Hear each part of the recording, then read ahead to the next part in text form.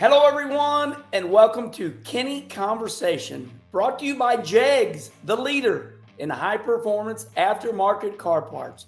Remember to go to jegs.com for anything and everything you need to make your car, truck better than what it is right now. I am super excited to have a longtime friend, a fan favorite, everybody loves, the great Elliott Sadler. Elliott, how you doing?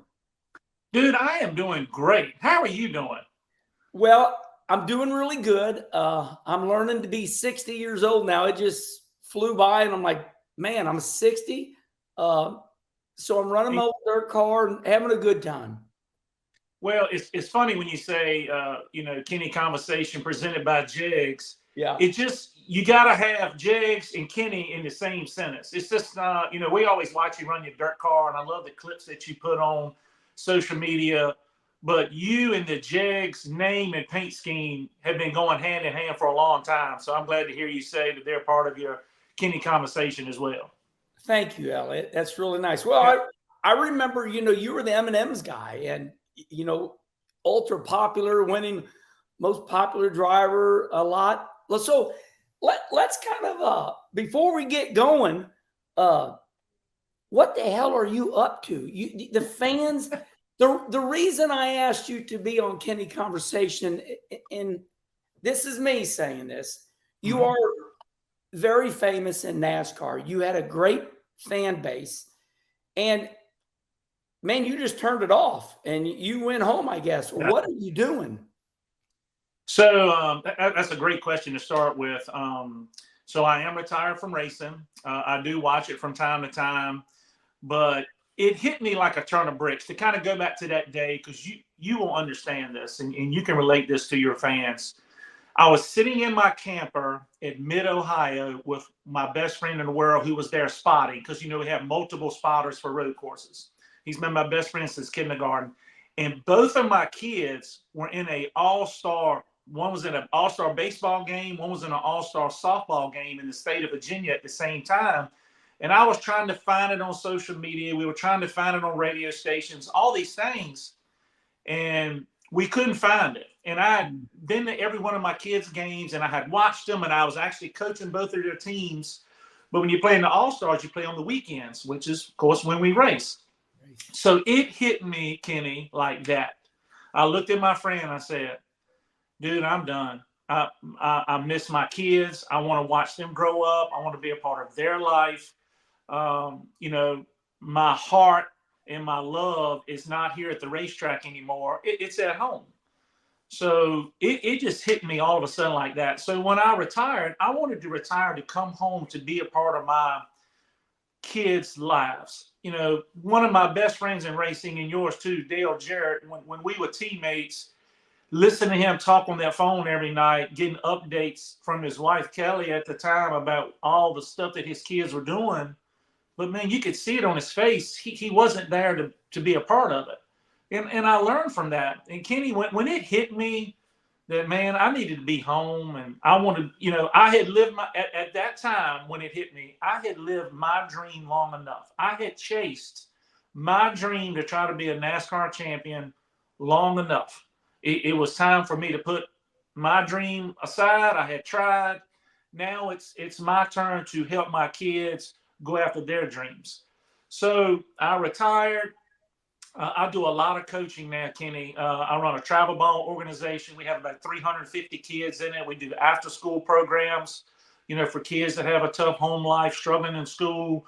We're staying very, very busy. I'm trying to help give kids an opportunity to go play college ball at the next level, or make it to a college, to kind of break that, one parent home don't have the right or don't have the opportunity to go to college. So that's what I'm doing. I'm also coaching my high school, my local high school as well.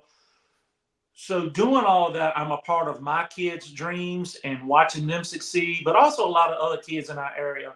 And I'm going to tell you what, it's very rewarding, it's satisfying. And I am living. I heard you say this the other day. Sometimes you feel like you're living your best life. I feel like I'm living my best life right now.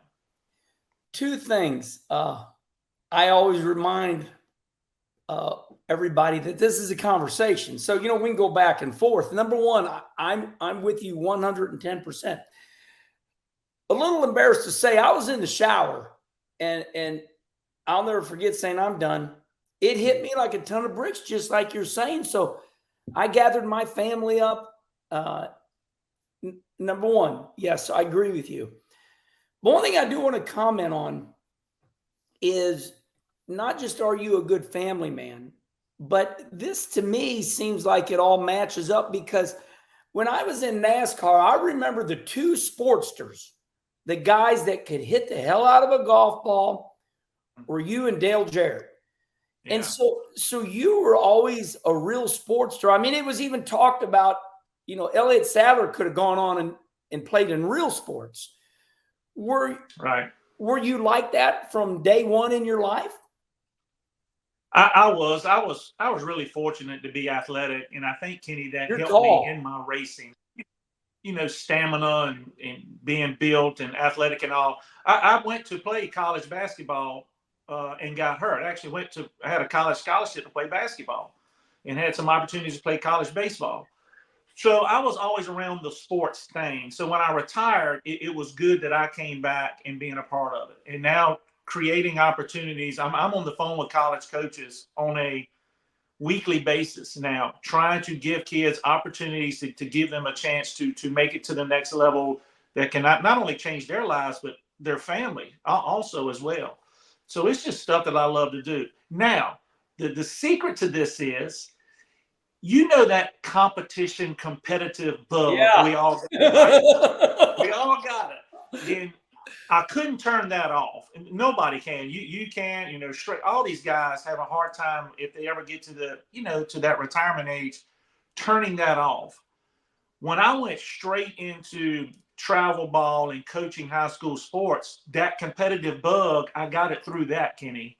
Got it. That preparing for the weekend, who we're playing, who am I pitching, who are you pitching, strategy, what do we have to do to win? All these things, just like we did for racing, trying to break a race down, pit stops, short pitting, long pitting, two tire, who are we going to draft with this weekend? All those things, I turned that into coaching. So I could still scratch that competitive itch. And that honestly helped me get through the retirement part. But I will tell you the coolest thing, because I know you're really good friends with Dale Jr., so am I. When we lived together in Charlotte, and neighbors and all of that, and Kelly they are some of the best people in the world. When I made up my mind, I'm done. I came home from Mid-Ohio. I met with my wife the next day, and I'm like, look, I'm done. This, and that. We went through the whole thing. I drove to Charlotte, and I met with Kelly and Dale Jr., and I told them, and they were just so supportive. Yeah. Not, oh my God, don't leave or don't sponsorship. They were so supportive of the whole thing and understood it. It all felt right. And they made my last times in those race cars and being a part of their organization, Kenny, I could not have asked for a better situation to be in. I've done my study. I always show everybody my notes because I take it serious. So we're going to stay on subject matter here. But this question I was going to ask you down the road here, but this is the perfect time. It seems like, we had the great Harry Gant. We lost Dale Sr., my brother Rusty.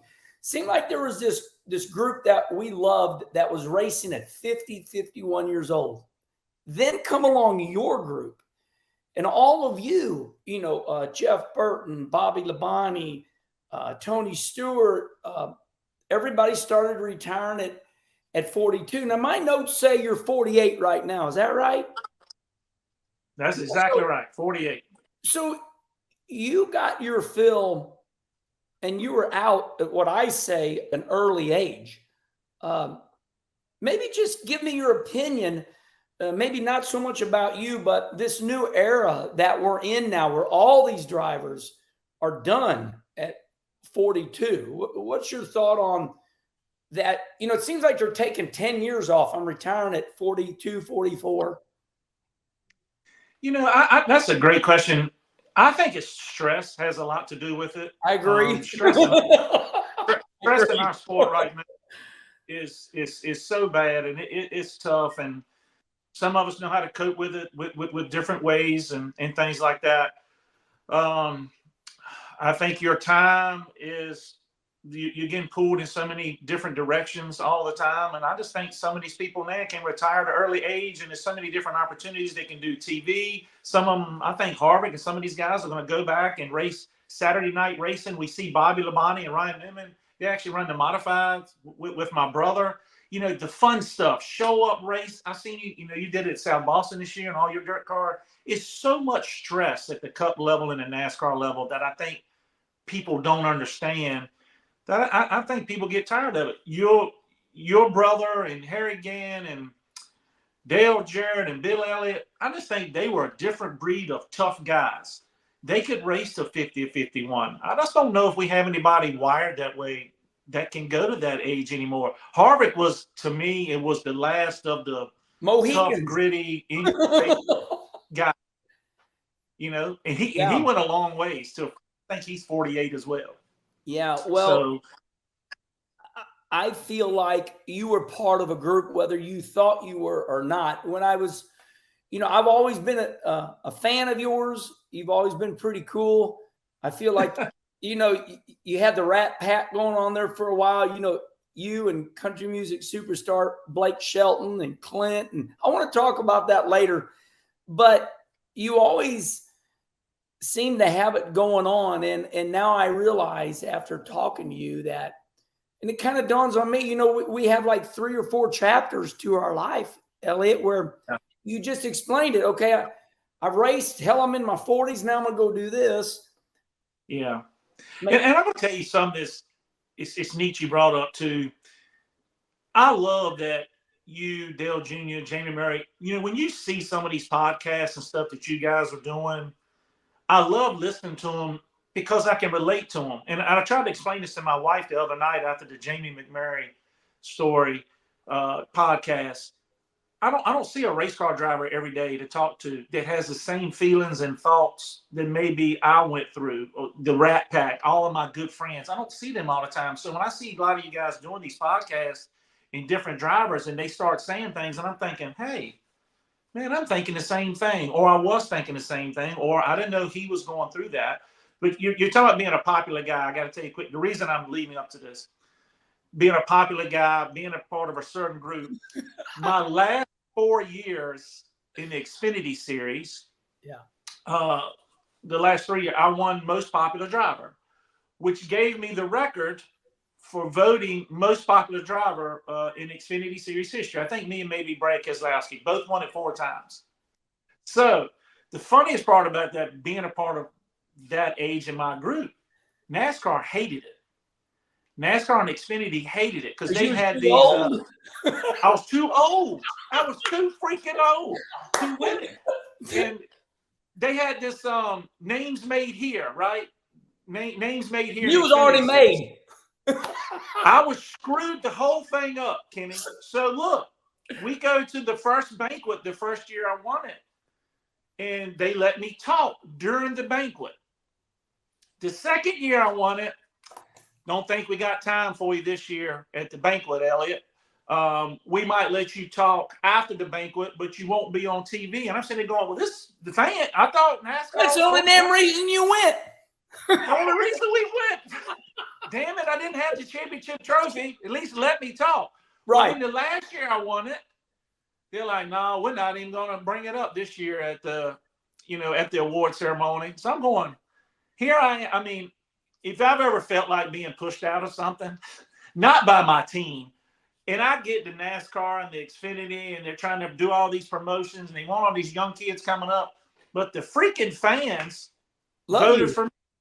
Right. They love me, and maybe my Rat Pack age group that we were all a part of, starting with your brother and kind of trickling on down.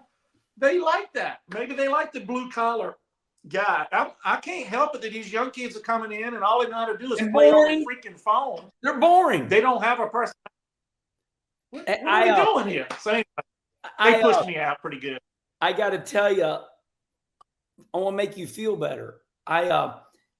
You already feel good. I'm just joking, but I called Mike Helton. This was this is where the Rusty Wallace comes out in me. I called Mike Helton and I said, Mike, I said, I don't see you using me anymore to advertise, the Xfinity series. I think at that time it was nationwide. We went from Busch series to nationwide to Xfinity. And there was this long pause. And our boss at that time, Mike Helton, he says, well, basically, you've been there and you've done that. And I thought to myself, they're done with me.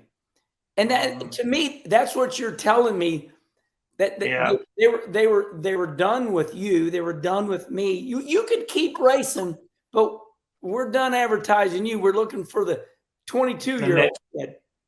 That's right. Okay. I was pissed at the time, Kenny. Absolutely. Like I was upset at the time, but now I look back on it, I was like, the fans still voted me. That's I still right. got most popular trophies in my house. They're I here. love You this. can't take that, I related with the fans, so the fans have spoken. Is kind of the way I looked at it. Okay, in a strange way, you accidentally told me exactly what happened to me. So I'm much older than you. You're 48. I'm 60. That happened to me. You were a more popular driver 4 times. I was 3. The last one, they didn't let me talk. I was not on TV, not on stage. They just let me go up there. And Mike Helton told me they're not going to advertise me anymore. So I learned something from you just now. So I want to go to just 5 minutes ago, you talking about you and I both learning. I watched Dale Jr.'s podcast. I think it's by far one of the best in America. I don't care what sport you are. Dale Jr. and his Dirty Mo Media are number 1. But did you, like me, when Jamie McMurray was asked by Dale Jr., would you change anything? And it was incredible. To me, it shocked me. Did it surprise you when Jamie McMurray agreed with his wife? Jamie McMurray's wife said, we were not happy when we raced in NASCAR. I agreed with him because there was a time I was happy, but most of the time I was miserable. What about you? So that, Jamie was my next door neighbor in Charlotte. So we knew a lot about each other. Oh. And there were times in the sport, in my career, that I didn't appreciate the ride and the support in the team that I had enough. Example, the 38 car with Robert Yates. Then there was times that situations I was in and I'm going, man, this just can't get any worse. I am miserable. We're miserable at home. It's just tough sport. And I'm going to give you a couple examples. One of the worst days of my life in racing, Robert Yates calls me, and I love Robert Yates. Robert and Doug Yates, to me, are some of the finest human beings there are. Robert calls and says, look, I need you to come meet me this morning at the shop. So I drive to the shop and come in and says, look, I'm going to have to sell my race team. I'm thinking about selling it to Jack Roush. Wants to buy it. Dale Jarrett was leaving, taking UPS, going to Michael Waltrip with the Toyota deal, which was a great deal for Dale Jarrett. But that left us with one team, with just me. M&M's was a sponsor. And that was a tough meeting to have. But when he said he was going to sell it to Jack Roush, Jack and I did not get along at that time. And I hate to bag up on and get really long-winded with this story because it's going to show kind of how it all happened. You were fine. Be long-winded. Okay. Robert said, look, I know your situation with Robert Smith and Jack Roush. I will let you go look and do something else so you don't have to stay here. If I do sell it, Jack Roush, just do me a favor. Do not take my sponsor. Please don't take M&M's because UPS leaving. If you take M&M's with you, I'm not going to have anything. I'm going to have to shut down. I said, Robert, I'll give you my word. I'll give you my promise. I will go meet with M&M's and tell them not to go with me wherever I go. So the reason I didn't want to go be a part of the Roush deal when I drove for the Wood Brothers, and I love Eddie and Lynn to death, the Roush actually did their contracts. My contract wasn't done with Eddie and Lynn. It was done with Jeff Smith at Roush, who was the head guy. So sign a contract. Well, they came to me and said, look, we need you to sign another 4-year deal. If you don't sign, Motorcraft is not going to sign. We had Ford Motorcraft at the time. My car was the red and white 21. I said, Eddie, I can't sign a 4-year deal. Something was coming. I kind of knew it was coming down the pipeline. I was going to get another opportunity. And Eddie said, listen, please sign. If you sign, if something comes up and you want to leave, I will let you leave, no problem. I said, but we need you to sign to keep the sponsor. So I said, Eddie, yes, sir, I will. So anyway, I signed the deal. In the middle of 2002, Robert Yates and M&M's come calling. We want you to drive the 28 car, which they changed the number to the 38. So I went to Eddie Wood. I said, Eddie, listen, I'm sorry, but look at this. This is a great opportunity. But he goes, I understand. Me and you had a deal, no problem. Well, when he went to Roush to get me out of my contract, they wouldn't let me out of the contract. Man, they were bad at that. Roush was mean back then. Mean. So they were mean as hell. And I'm like, Eddie, we had a deal. And they were like, well, the contract's with us. And we're scared you're taking DeWalt from Matt Kenseth and going there. I'm not taking DeWalt. I'll sign a contract that says I'm not taking DeWalt. But I couldn't tell them who I was taking because M&M's was on a different car at the time. So anyway, I had to forfeit my winnings for the rest of the year in 2002. It was over $1 million to get them to let, you know how racing is. There's a small window. Sponsors, team, Kenny, you only got a month. We can't wait around. We're going to move to the next guy. So I had to do all this stuff, pretty much forfeit my winnings for the rest of the year to have an opportunity to go drive a 38 car. So that was my beef with Roush. So when Robert brought me in and we had the conversation about him probably having to sell his team and what was going on, he knew I did not want to go back and get in the middle of what I was just in the middle of. So that's when I ended up at the 19 car for Ray Evernham. He and Jeremy had some stuff going on or what have you, and I don't know a lot about that, but I got in the 19 car. I went and met with M&M's and told them, look, love y'all to death. I love being the candy man and the M&M's guy, but if y'all go with me, then Robert will have to shut down. They were upset with me. And I have a great relationship with them. It did from day one. Victoria and Pamela Mars are two of the nicest people in the world. But I had to tell them, please don't come with me, stay. And they ended up, sponsoring David Gilliland. And I think they actually added a second car that M&M's paid for. But it kept Robert Yates going. It gave him something to sell to Roush and keep the doors open and keep those guys employed. And then ultimately they found Kyle Busch, championships later, wins later. It all worked out great. We're still good friends at this point. But Kenny, when I ended up in that 19 car, I had no idea what I was getting in the middle of. I didn't realize what was going on with Ray and his personal life. And then he was selling his team to the Gillettes, and the Gillettes never paid anybody. And it was just, it was a mess all the time. I mean, that one year, I was running used cars, show cars, used parts, a lot of and Doug Yates has the patience of Job. We could pay our motor bill. So we wouldn't know on Mondays and Tuesdays and Wednesdays whether we were racing that weekend because we hadn't paid our motor bill yet. They were actually blocking us in, the trucks in until we paid our motor bill for us to leave. That's how we had to try to race. Well, that was tough for us to kind of go through that couple of years. And I felt like, Kenny, I was standing on the edge of a cliff waiting for somebody to push me over the side. I mean, it was absolutely miserable.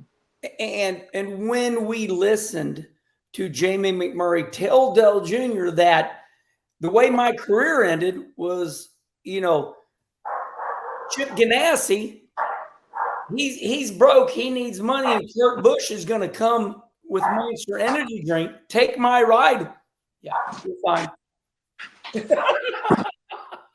I'm listening.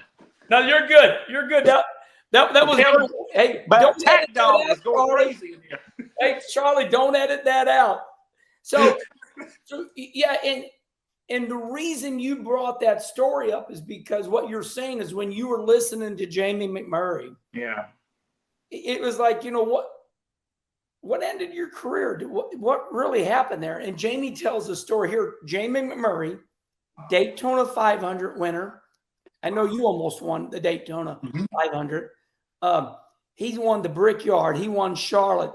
Yeah. And here Chip Ganassi says, hey, sorry, next guy on the other line here, his name's Kurt Busch. He's bringing Monster energy drinks. So I think later in life, what you're saying is that we're giving the fans a look at the way it really is. Yeah. I'm going to tell you, Kenny, it was so miserable, so bad. I remember laying in bed crying half the time because you're so frustrated as a driver, and you want to, just like you want to compete. You want to show up knowing you have a chance. And it was just a bad deal. We weren't getting paid, and we was all suing each other. And, Menard was my teammate then Casey, and Casey finally got out to go to the Red Bull car.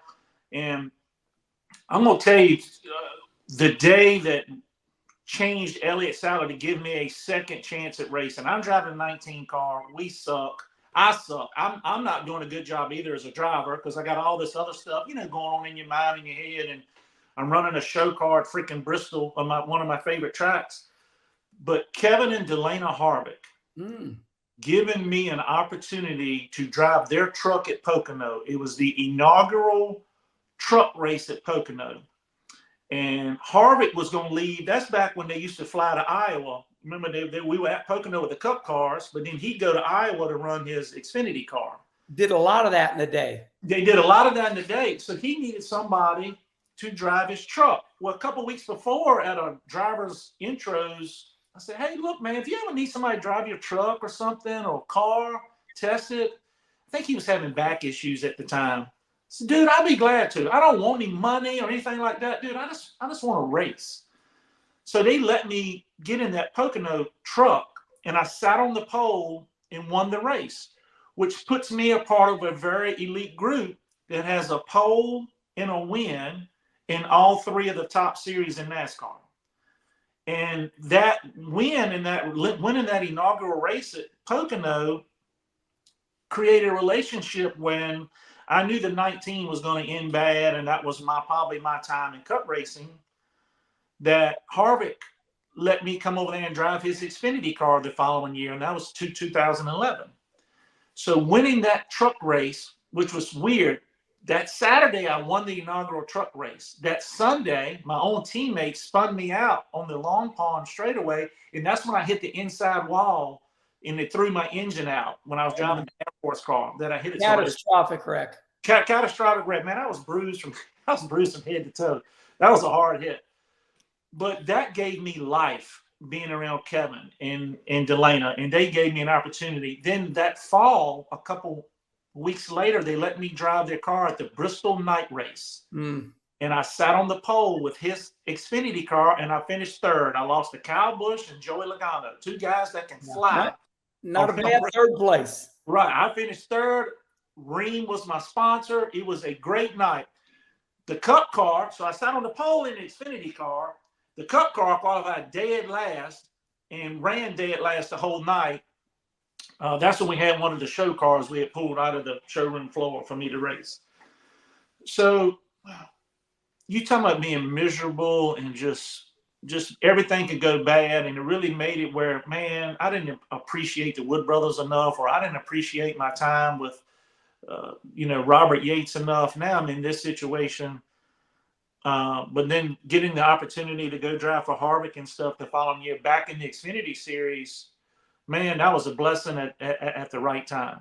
I really feel like this is jaw dropping because we assume, we always, for me, when fans come up, sometimes they say the wrong things. They're like, hey, man, I remember when you flipped at Pocono. I'm like, hold on, whoa. You're supposed to say, I remember when you won the night race at Bristol. So right. To me, sometimes people, you got the positive people. We're going, man, Elliott, I remember when you won your first Cup race, which we're going to get to. But then you got the fans that go, man, I remember when you flipped at Pocono. So when we talk about, one's career and How was it to be big time? These are the things that is must listen to, and sometimes it ruins the good times. But Elliott, I want to do an audible here because this seems like the best time to do this. It's my time that I want to brag on you, and I do this with every driver on Kenny Conversation. I want to tell you your stats, and I want you to interrupt me anytime you want because I just did my best. Right. Elliott Sadler, 1983, 1984, Virginia State karting champion. North Carolina Gold Cup, 91, 92. This is where it gets fun for me because I was just there. 1995 South Boston Speedway track champion. And buddy, that was not easy. There's some badasses at that track. All right, now here we get up to the big time. 855 NASCAR starts. 855. That's a lot. That's a lot. 300, or no, not 300. 3 wins in the Cup Series. 3. Mm-hmm. I'd cut that bad finger off to have 1. Yeah. 8 poles in the Cup Series. Now let's go to the Xfinity. 13 wins in the Xfinity Series. 18 poles in Xfinity. 4-time, you're telling me, 4-time most popular driver. And now we're not done yet. Let's go to the trucks. And you just talked about it. 1 win in the trucks and 2 poles. Now, I say the same thing to every driver. We've already talked a lot about the good and the bad and the ugly. When you hear all that, and I started in 1983 with you just now, what goes through your mind? What kind of stands out? So a lot of you're talking the same language I talk as drivers. There's so many good and positive things, and it's always that they just got by. One cool stat: I'm the only driver in NASCAR that was a part of the first chase in the Cup Series and the first chase in the Xfinity Series, the first year they had them. I'm the only driver that was a part of both of them. So that's a cool little tidbit. One race that stands out in my mind that I screwed up was the Daytona 500. Matt Kenseth passed me going into turn 1. I know. It started freaking raining off of turn 2. 12 seconds. If I just held the lead for 12 more seconds, I'd be a Daytona 500 champ. But I'll tell you the other part of it that probably nobody knows about till right now, Kenny Conversation. My son, Wyatt, who is 13 right now, had an atresia before he was born. We didn't know if he was going to make it. Okay? Right. So he was being close to being born during the time of that Daytona 500. Oh. I lost the race. I'm devastated. I'm heartbroken. If you win the Daytona 500, you have to stay overnight because you got to do all this stuff. And they fly you to New York and LA and you do all this TV. You know all of that. I flew home as disappointed as I can be, heartbroken. I had screwed up and I let Matt Kenseth get under me with 10 seconds to go in the race. My wife went into labor the next morning at 4:30 in the morning. So I got to be with my wife who had to have a C-section for my son who had to have 2 emergency surgeries the day he was born to live. So if I had won the Daytona 500, Kenny, which would have been great, right? That's every race car driver's dream. I would not have been home to be with my wife through the tough times that we knew it was going to be with Wyatt when he was born with the emergency surgeries that he had to have. So So if we're going to have a phrase, it's like I lost the Daytona 500, but gained a son. 100%. And I was there to support it and be a part of it in a major player in supporting my wife through that. So that one race that I feel like, in my Cup career was okay. I'm okay with it now because I was here where my wife and my son needed me. I want to say something and I want to comment on that. I didn't forget. I just had it out of order. good number here, because I'm number 36. You are one of only 36 drivers. You've won in every series. You won in Cup, you won in Xfinity, and you won in trucks. I want to add that in there, but I also want to say this. Your wisdom now, I believe, and I want you to comment, does our wisdom comes when we get older and when we can go, oh, I was too blind because it was all about me at the time. How long did it take you to put that together that you lost the 500, but you gained a son? Yeah, I think once I got married and when I had my 2 kids, I started realizing that it was not always about me. Yeah, me too. It was about my family, and my wife did such a great job, just like your wife, who's been with you and stood side by side through the good and the bad. And fans have no idea what our wives go through, and we vent to them, and they see all of the ugly behind the tarps, so to speak. But it got to the point where me leaving every weekend and leaving them here, just my priorities changed. And my wife did a great job with it. She never complained, never fussed. She understood this was in my blood. This is what I wanted to do. But what I would do when the last 4 years of my career, Kenny, on Thursday nights, I would put my kids to bed for school or put them to bed. I would drive from Emporia to Statesville, North Carolina. It's a little bit over a 4-hour drive. I would sleep in my car. I had a mattress that I put in the back of the Tahoe. In your prime. This is when I'm driving Ford Junior Motorsports. So I'd sleep in my car. I would have my alarm set because like the planes would leave early Friday mornings, right, to go to the track, 5, 6 o'clock, depending on where we're flying to.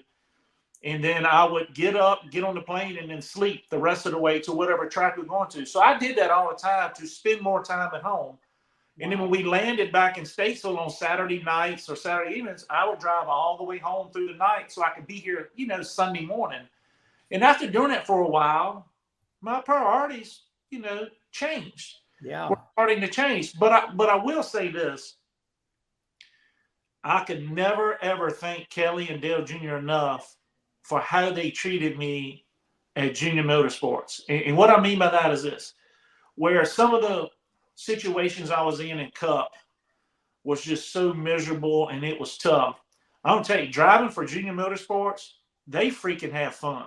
Yeah. They have fun because they're just racers at the top, right? They're not business really people. They're racers, and it trickles down, and you're having beer toast.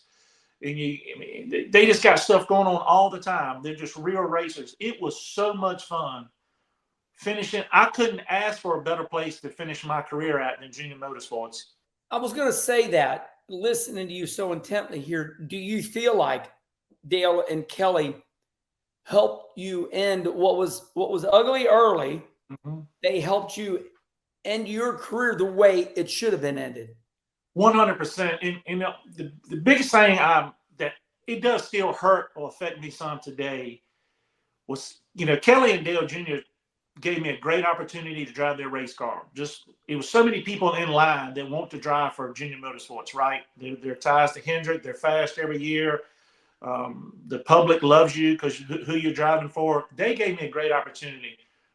What hurts, I couldn't get him that championship. They're meant to be. He never got a Cup championship, but yeah, it really hurt. And I'm going to tell you what, I don't know if I've ever gotten 100% over it. That one year, Kevin Mindren was my crew chief. We left too many lugs off at Phoenix, so they wouldn't let him be there for the Cup race at home. For the championship race at Homestead. So the first time racing without a crew chief the whole year, we're trying to win a championship. We finished second to Daniel Suarez. He wins it. The next year we come back, we're hitting on all cylinders. We're fast, winning races. That's the Ryan Preece incident where I run down my teammate, William Byron, with 5 laps to go. I am going to win the freaking championship. Just like you, I have worked my whole life to be in this position to win a NASCAR championship that would mean so much to my dad who raced back in the 60s and 70s and my uncles 5 laps to go. I passed my teammate. I'm leaving him 5 laps to go to win a freaking championship. And then I get raced and wrecked by Ryan Priest, who's not racing for anything. It cost me the championship. And I'll be honest with you, that next year, I couldn't get over it. Yeah. I'm like, what is the hell is the purpose? We race, you butt off all year long, you're doing all this studying, you're working out, you're putting yourself in position, and then one idiot can change it all, not knowing what's going on around him, and we lose the championship. And that hurt so bad because I couldn't give that championship to Kevin Mindering and Adam Wall and Tyler and all these guys that worked so hard for me all year long, and Dale Jr. and Cal. Even though they won it with the 9 with William Byron, I really wanted to reward them with me getting a championship. And that was really hard. That was tough. Well, I have so much to say. I'm going to shorten it up real quick. I am my own therapist. I did a Kenny Wallace show on my opinion on why Carl Edwards quit the sport. 100%. Got almost 700,000 views, and NASCAR and everybody looked at me. And it come to find out, I was 100% accurate. So, my friend, here's a guy that tied for a Cup championship with Tony Stewart. Yeah. Come back the next year, had it won, and I'm not going to go there again. NASCAR never said anything to me, but they gave me the eye. And the message was delivered because I was accurate. Yeah. I was 100% accurate on why Carl Edwards left. That last caution cost him a championship. Cost him a championship. As a driver, he did everything he could do to put himself in that situation, and it's taken from him from an outside source. How can you not be frustrated for him? How could you not walk away if you're Carl Edwards? Yeah, so I totally agree with you. Yeah, and I want to say a couple things because this is kind of therapy for me too. You know, my job is to listen to you, but it's me and you are racers. Mm-hmm. You know, listen, I was going to win the 1991 Busch Grand National Championship over Bobby Labonte, and you know, broke a trailing arm going into 3 at Loudon, knocked myself out. I asked God why. My life was devastated. And then years later, my good friend Kenny Irwin got killed in that corner. Mm-hmm. Adam Petty got killed in that corner. You and I both know how dangerous turn 3 is at Loudon. When we were running all that rebound in the left front, mm-hmm. You'd lock your left. Anyway, so my point is this. I hear you loud and clear. I thought I put that on vibrate. Man, me and you all know we got the dogs barking. This is funny. Perfect. So my point is that every driver out there listening to this right now, we all have our demons. But let me say this. You are Elliott Sadler. You've done so much, and you know, you are the man. So let's lighten it up now. Damn, I need a break. Hold on, let me get a drink. Because is that coffee? Is that coffee? Well, no, that's iced tea. But when I was listening to you, I heard you, but that's everything that happens to me and a lot of drivers. Think of Mark Martin.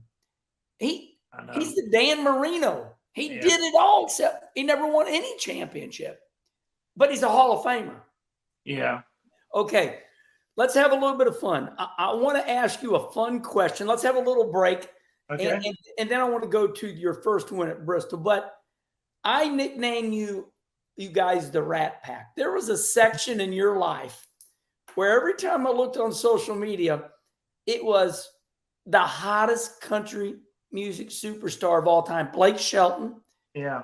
Clint Boyer, he's like, I asked Clint one time, I said, how do you know everybody? Clint Boyer's hanging out with Kid Rock. And right. Tell me about that time. And how did you all end up becoming a fun group there? So Blake was a huge race fan. Okay. I never knew. his dad was a huge Dale Jarrett fan, and they were just big fans of the sport. And they were in Atlanta the same time we were for a spring race. Back when we raced Atlanta, like the third race of the season. It used to be like Daytona, Rockingham, Atlanta, somewhere in the end of March. Blake was there opening for Hank Williams Jr. in a concert in downtown Atlanta. Well, his PR people sent my PR people some messages going, hey, look, we like Elliott. I was driving the 21 car at the time. It was like 2001. Will he come over and watch the concert with us? And I did. And we just hit it off. And we started calling each other, texting, and then he asked me to be in a couple of his music videos. And I remember when he first got started, he was making $12,500 a show, which he'd have to take that money and pay his band, pay travel, pay everything. Yeah. He made a little more than that. Sounds like racing. And I remember him going, Elliott, listen, man, we want to be on John Boy and Billy, but they won't return our phone calls. No way. Can you help us get on John Boy and Billy? Can you help us get on Claire B. Lane's country show? All these people that were tied in racing. So, yes.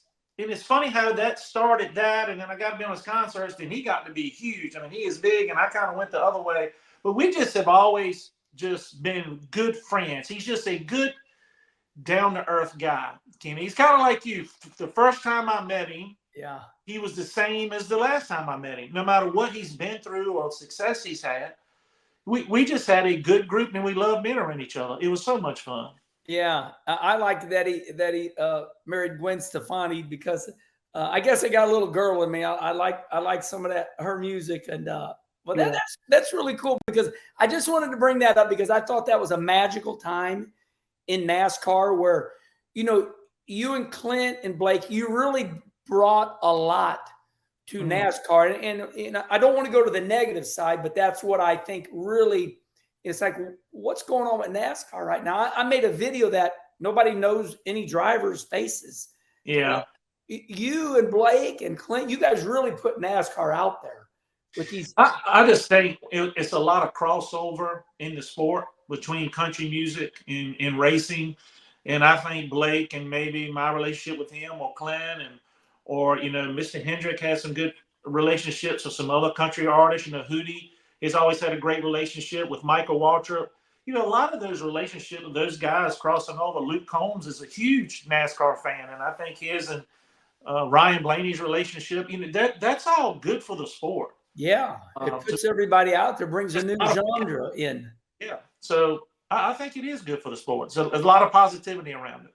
Well, we getting close. If we don't get going a little bit, you're going to join Tony Stewart and Ricky Carmichael as being the longest. Sorry about that. I'm a little long.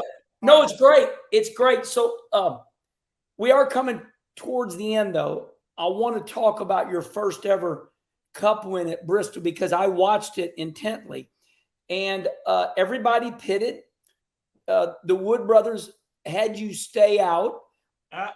But you drove beautifully. I loved how you let off early. Every time I see you, I say the same thing. I'm like, you let off early. Tell me about that day. All right. So I want to tell you something. That was my favorite track I ever raced on. The old Bristol. Yes. The old Bristol. And I'm going to tell you who I watched more tape than anybody else at that track. He drove the 2 Miller Genuine draft car. He was so good. He was so freaking good at that track, where his left front tire was at all times on the apron and how he used it to get his car to rotate. He never overdrove the corner. He was always good middle off. Like, I did everything I could to emulate Rusty's style at Bristol. Yes. So now the truth about Bristol. Okay. You know how the pit road starts really early there, the commitment line. So you got to make your mind up early. So, I think I know where this is going. A mistake.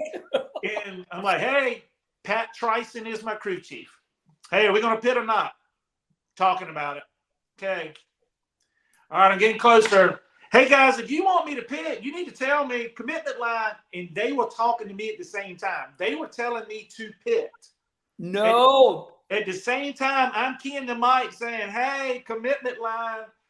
So I just said, I didn't hear anything, so I stayed out. So Pat's like, what the hell are you doing? You need to be pitting.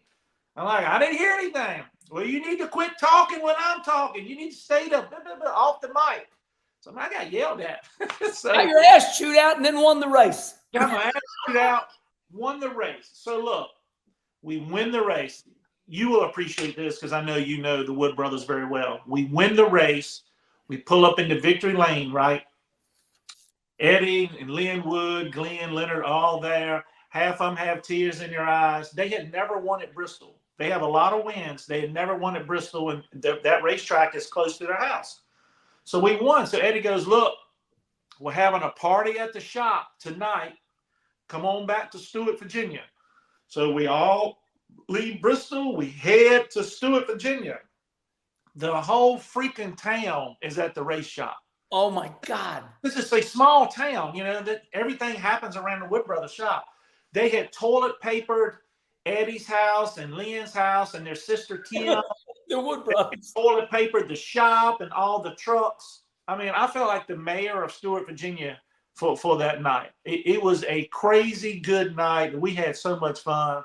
It was a big win in my career because to win for the Wood Brothers, and I'm raised in Virginia. They had never won at Bristol before. It got us in the all-star race. Like, it was just a whole neat thing how it all put together. But the party at Stewart, Virginia that night, and the toilet paper all over the houses and cars, that was the climax of the whole situation. That was great. Charlie, our YouTube manager, I want you to clip that whole deal right there. 20 years later, Elliott Sadler admits they mistakenly were going to pit. Didn't they? Hell, it's like when my brother Rusty, he would be telling a story, and I'm a kid, and I look at him, I go, "That ain't what happened," and he'd say, "Shut up, Herman. It's my story." Right. So, yeah. Oh man, what a great story. Okay, so I just want to say that I was amazed with your discipline that day because I mean it was like. You nailed it every single lap, floated that baby in, flew through the middle of the corner. Yeah. You just did one hell of a job of driving that day. That was badass. Congratulations on that. Let me see that trophy right there. There it is. It is still in my office. That's it, baby. Sweet little baby girl's picture on it. She is 12 years old today. It's her birthday. Yeah, I love that. Well, I'm going to tell you what, that is one hell of a trophy. It is such a big trophy. I know you won there at Bristol. It's just, I love the size of it. But yes. They all do a good job. So it's the office is built around that. As it should be. A wonderful time in your life. Yeah. Okay, so I'm going to do you the same I do all the drivers, Tony Stewart, Kevin Harvick, they've all done this. This is where we come to the end, and I want your opinion on NASCAR today. Tell me what you think of our sport of NASCAR today. I wish, right, we all have an opinion, right? Yeah, and everybody's gave it. Yeah. I wish they could figure out something different with this car to put it back more in the driver's hands where we can race, where it's not so aero dependent. The races are getting, I don't want to say boring because racing is not boring when you're from the inside looking at it, but it's almost predictable. It's like almost whoever gets off pit road first has such a huge advantage. You don't have the guy restarting 10th, working his way to the front, like you did years ago because of a setup or tire strategy or what have you. I really wish we could figure out something with this new car to where it raced better, where it's not so aero. When you and I first started racing, we could beat and bang, but everything was mechanical grip. Whoever had the best mechanical grip in it could usually do good on long runs and tire fall off. But now it's gotten so aero. We built our car so aero dependent. I mean, I remember my crew chief at the end telling me, look, don't knock the right side off this thing. That's 2/10. So when you get close to racing, you got to stay away from each other. Or now, since it's so aero dependent, everybody's so aero tight. I just wish they could figure that out. I really wish they could figure that part of it out. Yeah, I agree with you. Jeff Burton said it right years ago. He said years ago when we pushed, we were pushing. That was a push. I'm sliding up the track. Then the push became like, I'm pushing. Yeah. So, you know, everything became too tight. Tolerances are too tight. And like you bring up a good point. You know, we saw Earnhardt, we saw Jeff Gordon come from 20th and blast through the field. Yeah. Okay, so and on that same topic, your opinion on this new next gen car. Where are we at with it right now? I didn't like the safety stuff of it at first, with drivers getting hurt from normal contact. You know, the way they had it too stiff. I know the teams were fussing about that long before it happened. I still got a bunch of friends in the sport. So I'm glad that they made some adjustments to that. But stuff like, you know, Kurt Busch and people like that shouldn't have never had to sit out as long as they did, Alex Bowman. So anytime you make a new car, new generation car, whatever, you know, safety should be a top priority. We shouldn't be sacrificing that for our drivers. And that's just me having friends that drive. Right. I want them to be safe and feel like they can race and go after it and not feel like something's going to happen to them, you know, if they get in a wreck. So hopefully they will continue to go down that path of making the cars as safe as they can. I know they want them all on top of each other. They want every race to be a Talladega-style race. So by doing that, you got to make these cars as safe as you can. Because I've had my concussions. I know of a couple of times I've had severe concussions from it. So you just want your guys to be safe. And finally, the way laser inspections, $400,000 fines, inspecting down to the thousands. What is your opinion on inspections and fines? My opinion is, why are we making all the cars so much alike? I understand that we want parity in our sport, but why do we want every car to be an IROC style race? You know, the IROC series went out of business. Yeah, they couldn't race. They were side by side. They were side by side. So why are we trying so hard to take the mindset and the ingenuity out of our sport, which made our sport? That's what our true historians know, is our sport was built off ingenuity and people learning how to make moonshine and running from the law and learning all these things. Now we've completely taken it out of their hands. And I think that's why we're all running the same speed to the middle of the corner and you can't pass. So I wish they would loosen it back up. And I'm sure that's an opinion that's not bright with a lot of people or popular. But we've got to create some speed differences in manufacturers of cars or what have you. It's all a full circle. It'll all go around and it'll be good for everybody in the long run. But if we all run in the same speed, I don't know how we can expect a lot of passing. I just don't see it happening. I'm going to throw an audible in right now. Promise you, last question, because it has a lot to do with what you're saying. The great Jeff Gordon, he said, basically, we need the fans to be more about the race teams.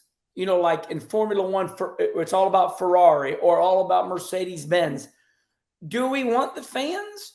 I mean, I thought our sport was more about drivers, but Jeff says that he wants the fans to be more loyal to Hendrick. That way, if Chase Elliott leaves, they don't go with Chase. They stay with. What is your thought on what Jeff said? Wow, that's an interesting point that I hadn't thought of, but that's okay. You don't got to answer. No, I'm not disagreeing with Jeff, but drivers are what make the sport. Rusty Wallace, Dale Earnhardt, Bill Elliott, Terry Labonte, Harry Gant, Cale Yarborough, Davey Allison. You know, the list goes on and on. Dale Earnhardt Jr., whether he drove for Hendrick or DEI, he had the following.